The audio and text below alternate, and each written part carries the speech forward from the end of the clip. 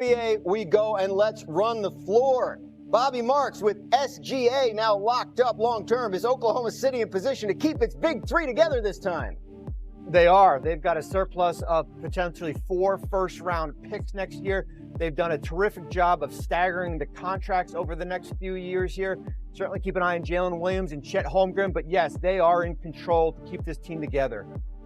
All right, Tim Bontemps. The Nuggets added Tim Hardaway Jr. and Jonas Valanciunas to their offseason haul yesterday. Should Nikola Jokic be happy with Denver's moves? Yeah, I mean, the Nuggets got some additional depth pieces. They have they added Cam Johnson to trade with Michael Porter Jr. the other day. They get Jonas Valanciunas to give them a backup center. You know, they add Tim Hardaway Jr. on a minimum. These are some veteran depth pieces. We'll see how much it can help, but for a team that had no depth, they at least have some depth. And Brian Windhorst, the Bucks and Miles Turner have agreed to a deal, and Milwaukee's getting rid of Damian Lillard. Do you like the surprising moves Milwaukee made yesterday?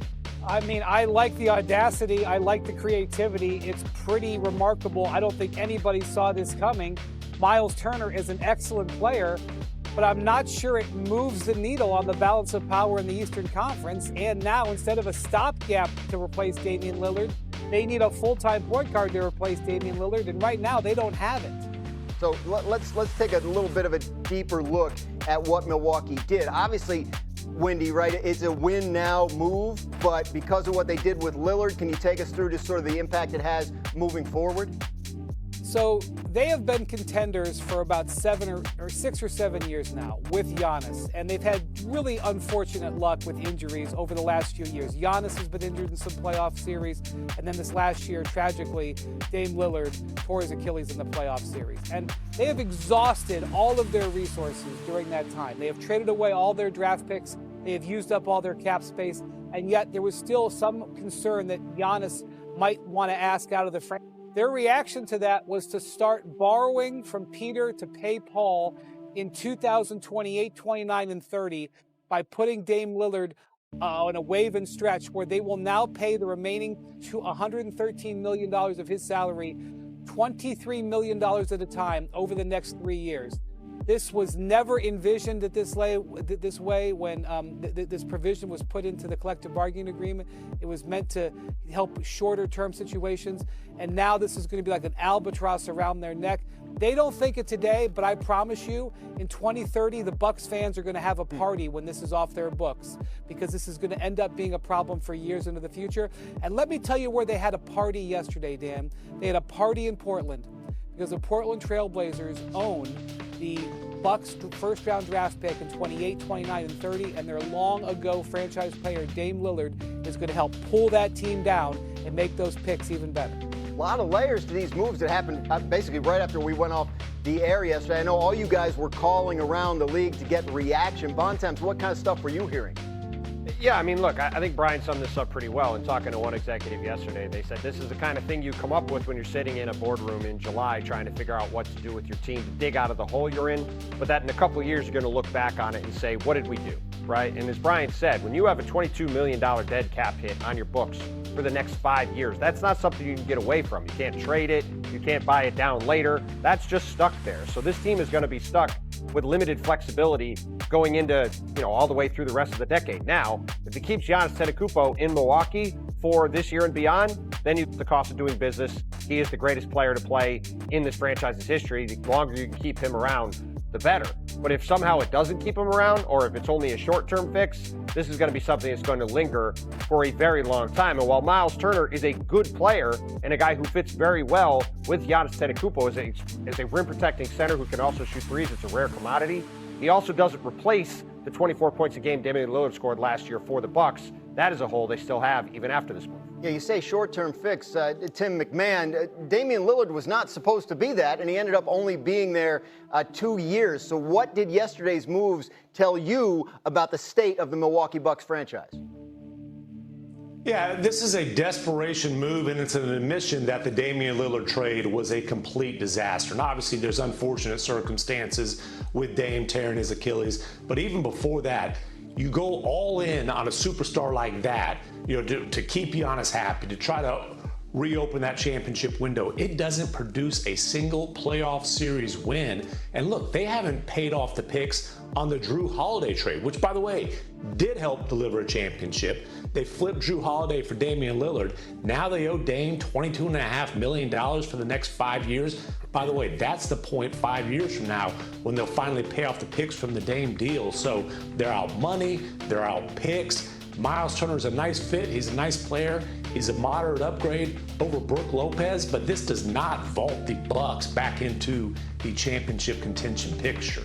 Yeah, and I want to get to that, certainly, Bobby, but I also want to ask you, as somebody with so much front office experience, what do these next few years now look like if you're the Milwaukee Bucks front office as a result of the financial impact of this move yesterday and the draft pick situation that Tim was just talking about?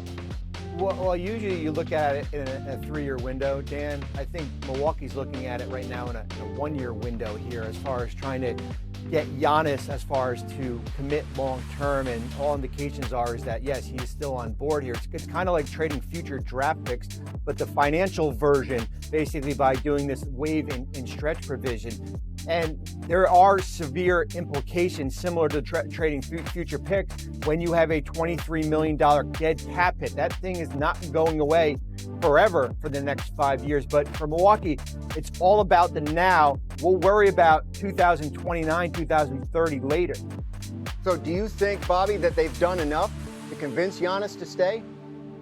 Well, they've been aggressive. They didn't take the last couple of days off here. They brought back some of the old and some of the new when you look at how the roster was brought back with Gary Trent Jr. and Bobby Portis, and they do this Miles Turner and signing and Gary Harris here. I do think they're in a similar position than they were a year ago here, kind of in that middle of the Eastern Conference. The big question, Dan, is who's running point guard? Like that's, for me, that's going to be the biggest question moving forward as far as how did they go out and address the point guard position? The Bucks currently have the 8th best odds to win the East.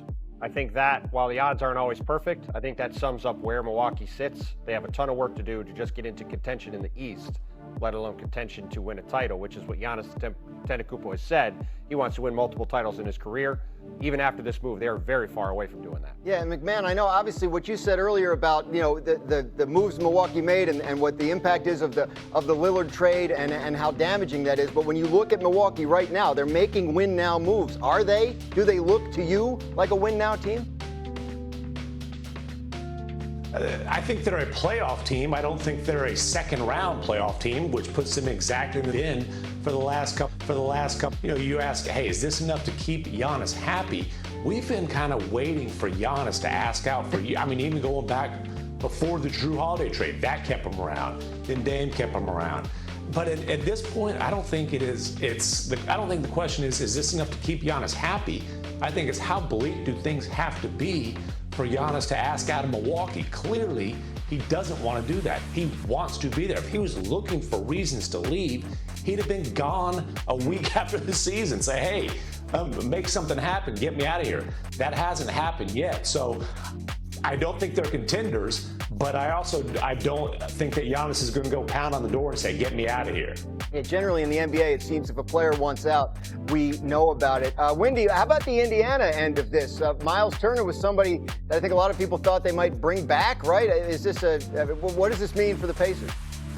Well, he's been their franchise center for a decade, and while there's been times where they've looked to trade him, he is coming off of a very strong year. And look, they have 2 star players on the Pacers. That's Tyrese Halliburton and Pascal Siakam. They're going to make $90 million next year. And the Pacers are an organization that has not paid the luxury tax in